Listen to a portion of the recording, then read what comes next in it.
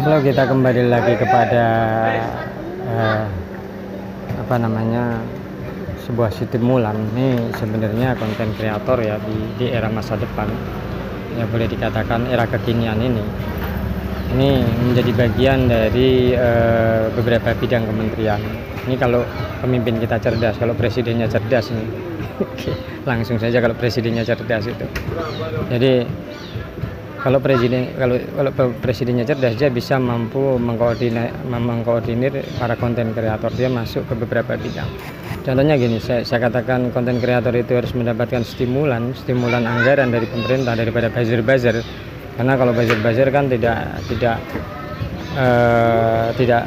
boleh dikatakan tidak imbang lah.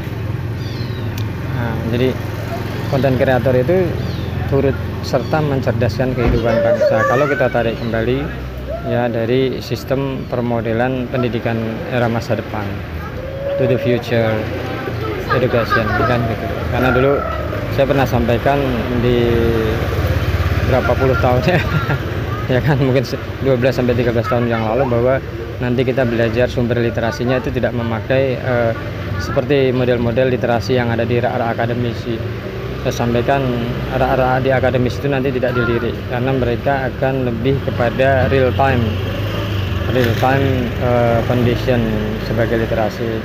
Makanya sistem pelaporan pun di beberapa kementerian kan tidak menggunakan dokumen-dokumen yang berupa kertas bertumpuk, tetapi menggunakan video. Bahkan itu laporannya harus real time kondisinya saat itu. Makanya konten kreator ini harusnya mendapat stimulan dari pemerintah. Nanti kita ajukan untuk mendapatkan stimulus anggaran agar mereka mendapat reward. Justru bukan buzzer yang tidak seimbang dalam membooming, memblow up atau mempropaganda kinerja pemerintah yang berakhir tragis. Kalau saya sampaikan berakhir tragis, karena kalau sampai kebobolan data itu sangat parah sekali gitu. Karena di era masa depan, apalagi dengan kondisi e-cloud server, semua literasi itu nanti disimpan di e-cloud server gitu. Jadi nggak ada nanti kertas itu dipakai. Makanya pembaruan sistem di era masa depan ini, bagi pemimpin masa depan ini harus benar-benar intens, kemudian masif untuk digerakkan. Seperti saya sampaikan tadi ya, konten kreator itu bagian dari usaha mencerdaskan kehidupan bangsa. Satu, kedua, kewajiban juga sebagai bela negara. Bela negara itu tidak dari military system juga gitu loh.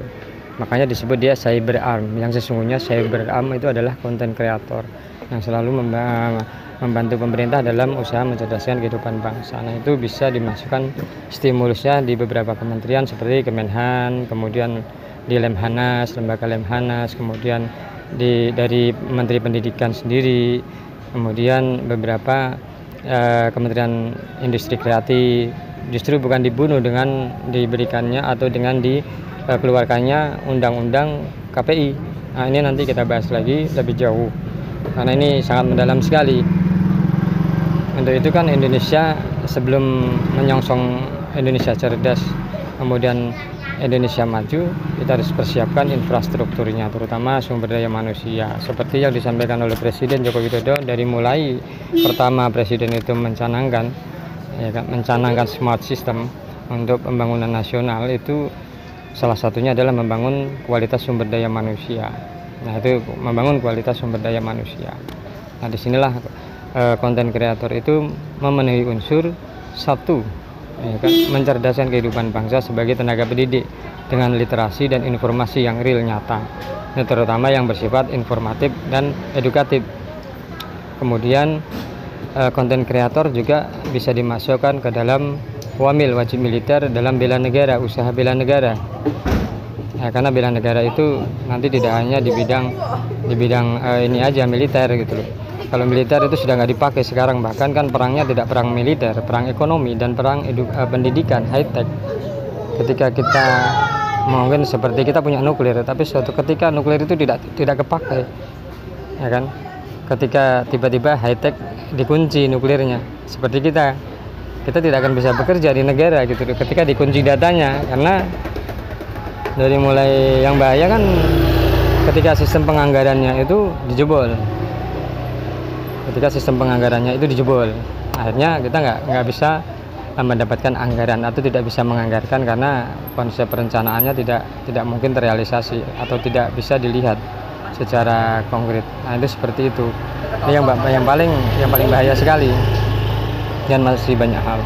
Nah, ini makanya stimulus bagi para konten kreator itu nanti akan kita bahas di tingkat tinggi untuk pemerintah memberikan, bukan pemerintah, negara.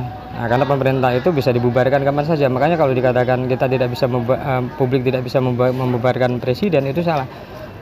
Presiden bisa diturunkan kapanpun kalau kita mau. Nah, cuma tinggal nunggu satu komando aja untuk menurunkan presiden. Nah, tapi kan publik harus kita edukasi dulu.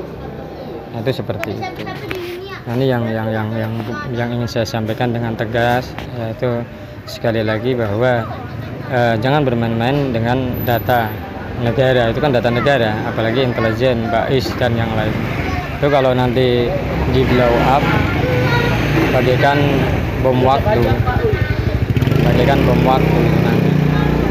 Itu saya yakin bom waktu itu setiap saat bisa diledakkan.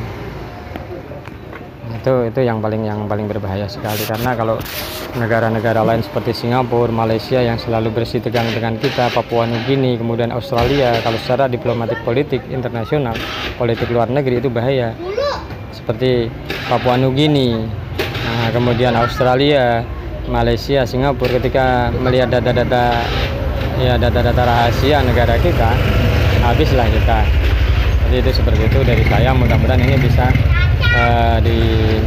benar-benar diperhatikan oleh pemerintah. Nah, kita dalam darurat